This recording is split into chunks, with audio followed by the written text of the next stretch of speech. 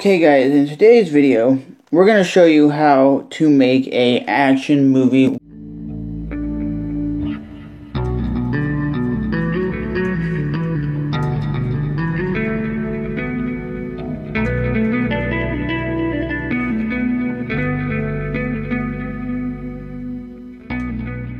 with one camera, which is the Sony action camera, the HDR AS15, which is all I have. I don't have a GoPro, which this will work for any action camera, GoPro, any camera in general if you want to use a regular camera, which I wouldn't recommend. These are a beast of a camera. They can take a drop.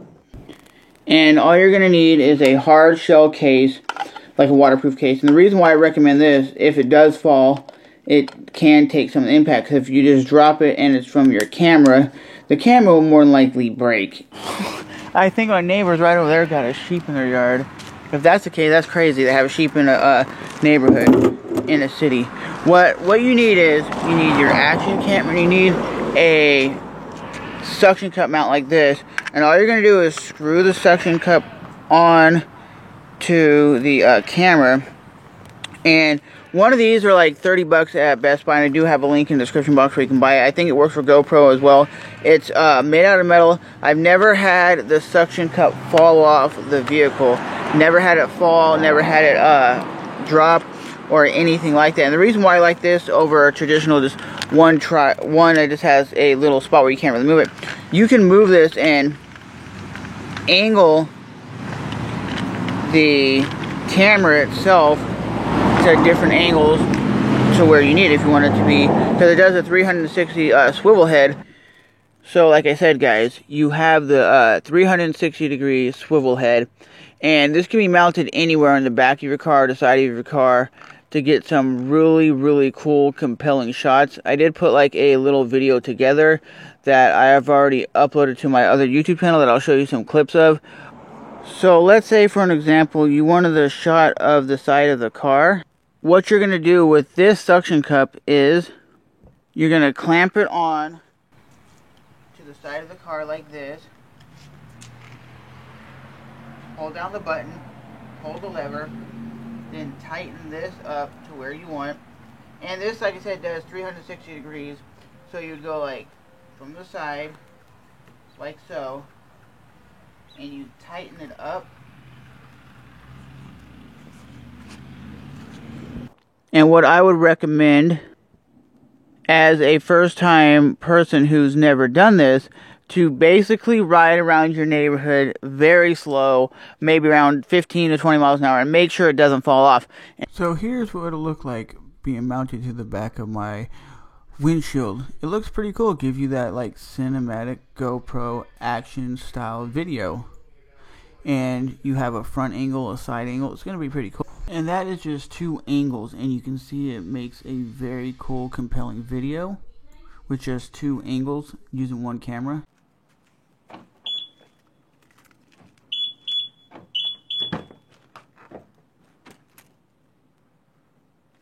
So what you're going to do here is take this camera, because I have a sunroof, and you're going to open up your sunroof. Not open it, but just open it where you can get to the roof itself, and then mount it like this.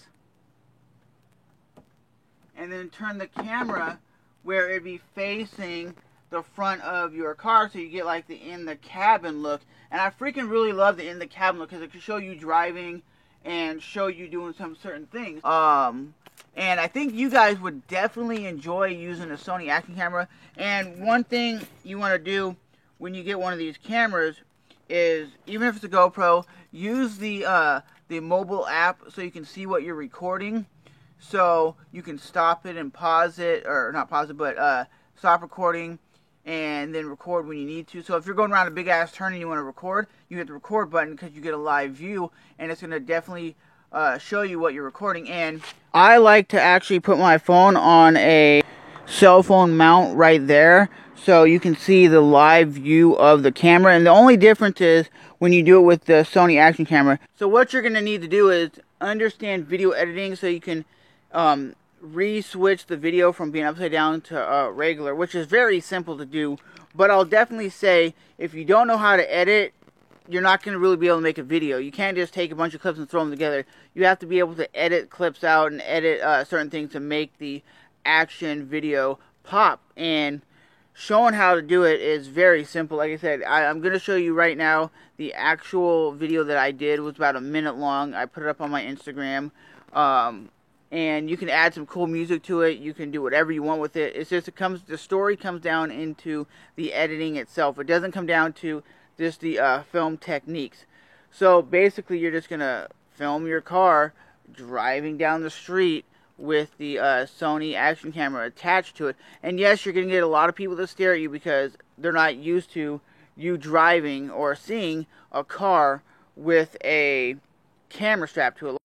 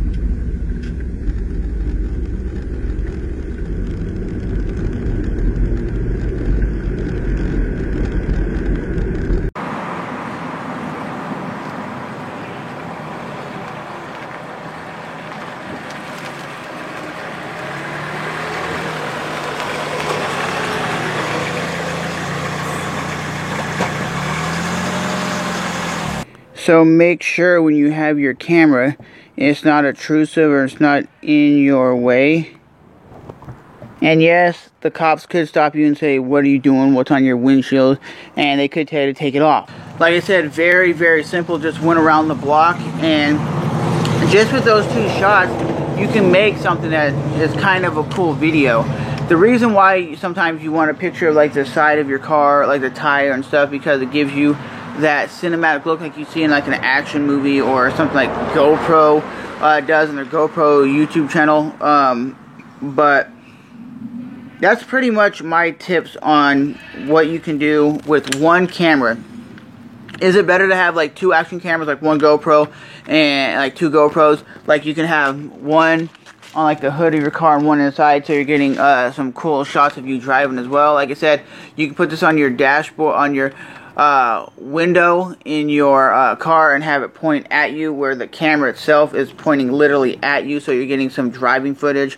And the reason why I was saying I like the footage of the camera where it's in the cabin and it's pointing out, it's giving that perspective of you're driving with the person. You're driving with that person, and you're getting the feel of what the car feels like. And that's what it gives me to me. Is like, okay, you're giving that feel. Sometimes what you could do is, if your car is big enough or you want, you can take this and put it on the rear window on the inside, so it's giving that whole car look. Okay guys, I'm a small dude at 5'4", 135 pounds. And look at this. Look at my head. You can definitely see there's almost no room in the back of my car. And I'm not joking how small the back seats are, so I understand why big people don't even sit in the back seats, or this is basically a two-seater vehicle. Because sitting here, there's almost no legroom. Look.